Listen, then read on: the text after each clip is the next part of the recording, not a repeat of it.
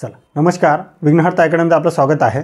बघा मित्रांनो, असे प्रश्न कसे आपण कमीत कमी वेळेत सॉल्व करू शकतो आणि कसं ते बघूया।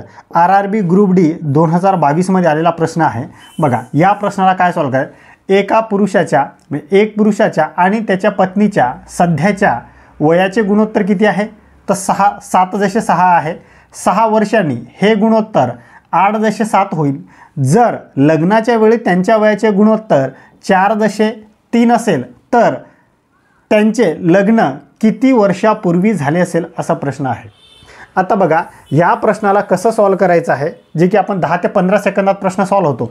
प्रश्न एवढा मोठा लेंदी आहे, पण फक्त प्रश्नात काय विचारले ते बघा। आता बघा किती गुणोत्तर आहे त्यांचं सर हे 7:6 आहे आणि 6 वर्षानंतर किती होते तर 8:7 होते।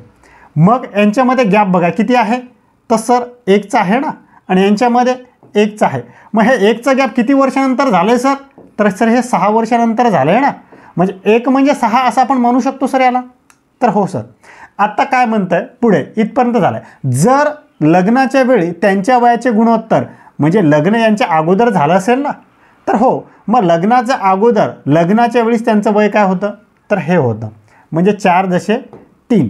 मग आता मला सांगा, हे आधी लग्न झालं असेल, मग त्याच्यानंतर हे झालं आणि त्याच्यानंतर मग हे झालं आहे।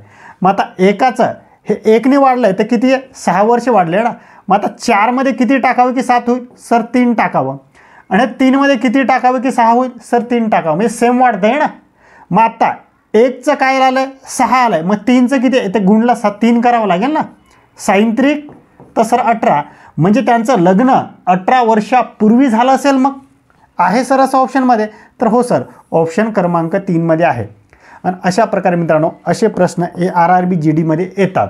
आणि अशा प्रकारे या प्रश्नाला आपल्याला टॅकल करायचं होतं। कुठं काही जास्त एक्सप्लेनेशन नव्हतं, फक्त तुम्हाला कन्सेप्ट समजायला पाहिजे होती। चला ठीक आहे, व्हिडिओ जर आवडला असेल तर व्हिडिओला लाईक करा, चॅनलला सबस्क्राईब करा आणि जास्तीत जास्त विद्यार्थ्यांपर्यंत हा व्हिडिओ शेअर करा। धन्यवाद।